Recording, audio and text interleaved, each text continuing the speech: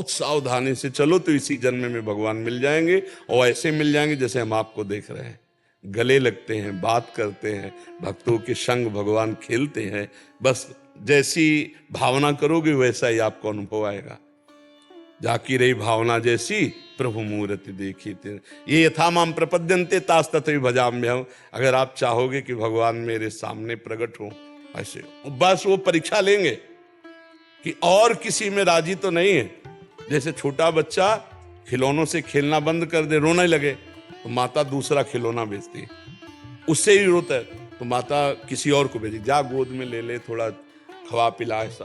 वो फिर भी रोना बंद ना करे तो कहे बड़े नटखट है, हमारी गोद में चुप, तब वो लेगा। ऐसे ही भगवान भी है, पहले खिलौने देते हैं, खेलो, नहीं चाहिए खिलौना, तो फिर सिद्धियां जाओ चुपवा दो जाके, नहीं चाहिए, फिर भी रो रहा है, तो मानेगा नहीं, मुझे ही जाना पड़ेगा, तब भगवत साक्षात्कार। हम लोग तो अब आजकल सुनते हो क्या कि कहीं किसी के ऋषि के पास अप्सरा रही है मतलब जैसे कि भाई उनका तप भंग करने के लिए देवलोक से अप्सरा आ रही, जरूरत है ही ले, तब पहले काम। हम लोग छोटी मोटी वस्तुओं में गिर गए, हम लोग छोटे मोटे भोगों में गिर गए, तो अब जरूरत ही क्या है ऊपर से कोई दैवी शक्ति आवे हमें नष्ट करने के लिए, है ही नहीं। जब गिरा हुआ है तो क्या जरूरत है। अगर हम भगवान के सिवा किसी के लिए राजी ना हो तो अभी आपको दिव्यताएं सब दिखाई देने लगेंगी। दिव्यताएं ऐसे ही गंगा की धारा से दिव्य महापुरुष प्रकट हो रहे हैं, एक से एक अलौकिक, रेत में बैठे बैठे दृश्य बदल गया, ऐसे अलौकिकताएं, दिव्यताएं। क्योंकि जब आप भोगों से दिव्य की तरफ चलेंगे तभी तो दिव्य को देख पाएंगे। अभी तो हम छोटे छोटे भोगों में गिर जाते हैं, चंद रुपए में, चंद स्वाद में, चंद भोगों में गिर जाते हैं। हमको चाहिए कि ये जीवन ऐसा मजबूत बनाए कि हम गिरे ना, चाहे गृहस्थ हो चाहे विरक्त हो।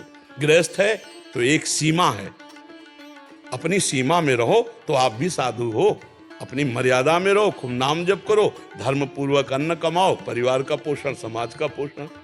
विरक्त है, भिक्षादि के द्वारा अपना उदर पोषण, आकाशवृत्ति के द्वारा उदर पोषण और आजीवन भजन। तो ऐसी ऐसी देवियां हुई हैं।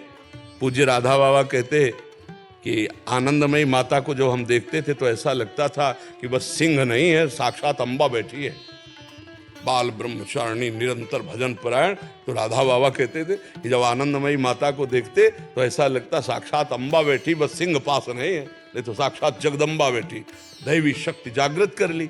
पुरुष नपुंसक नारीवा जीव चराचर कोय, सर्व भाव भज कपट तज मोहि परम प्रिय सोय। जो भगवान के मार्ग में पवित्रता से जीवन निर्वाह करते हुए चलता, कोटि कोटि वंदने। देखो मीरा जी हुई, कितनी बड़ी बड़ी भक्ताएं हमारे देश में हुई जो एक से एक दिव्य भाव में।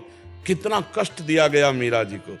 जब मीरा जी पहले दिन ब्याह करके ले गए थे तो उनको पहले दिन बता दिया था कि हमारा ब्याह हो चुका है श्री कृष्ण गिरधर से। तब उन्होंने कहा था एकांत में तुम और हम जब मिलेंगे तो आप हमारी गुरु होगी, मैं आपका शिष्य होऊंगा, कभी पति नहीं। पर समाज में आपको पत्नी का स्वांग करना पड़ेगा, नहीं तो घर परिवार वाले। तो समाज में जब होता तो पत्नी का स्वांग करते हुए, एकांत में जब होता तो चरणों के पास बैठ करके सांग उपदेश सुनते थे मीरा जी से।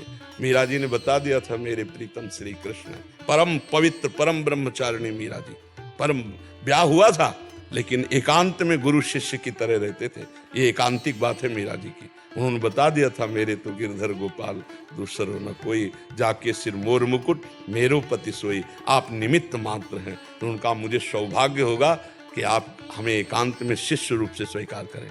ऐसा ही जीवन रहा। तो कोई भी भजन करे, भजन करके यदि भगवान को चाहे तो निश्चित प्राप्त कर सकता है, कोई भी हो चराचर जगत में। पर भगवान को कपट छल अच्छा नहीं लगता। भगवान ने अपने हृदय की बात कही, निर्मल मन जन सो मोहि पावा, मोहि कपट छल छिद्र। कपट छल छिद्र भगवान को, ड्रामेबाजी अच्छा नहीं लगता। हम दोषी हैं, पापी हैं, नीच हैं, प्रभु आपके हैं जैसे हैं, और खुले हृदय से प्रभु को पुकारे तो जन अवगुण प्रभु मान न काऊ, दीन बंधु अति मृदुल स्वभाव। सारी गलतियों को माफ करके भगवान उसे अपना साक्षात्कार देते हैं।